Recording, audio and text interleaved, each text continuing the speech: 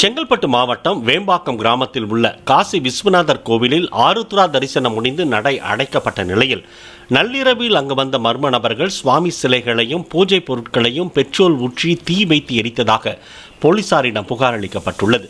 கொள்ளையடிக்கும் நோக்கில் வந்த கொள்ளையர்கள் கோவிலில் பணமோ நகையோ கிடைக்காத ஆத்திரத்தில் கோவிலை சூறையாடி சில சுவாமி சிலைகளை பெயர்த்து எடுத்து கிணற்றில் வீசியதாக அப்பகுதி மக்கள் தெரிவித்தனர்.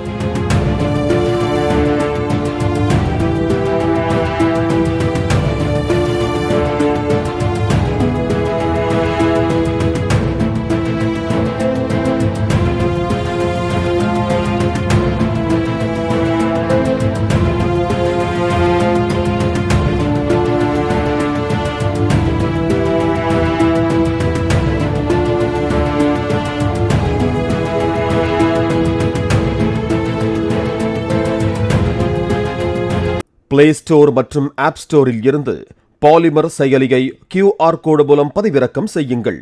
செய்திகளை உடனுக்குடன் பெறுங்கள்.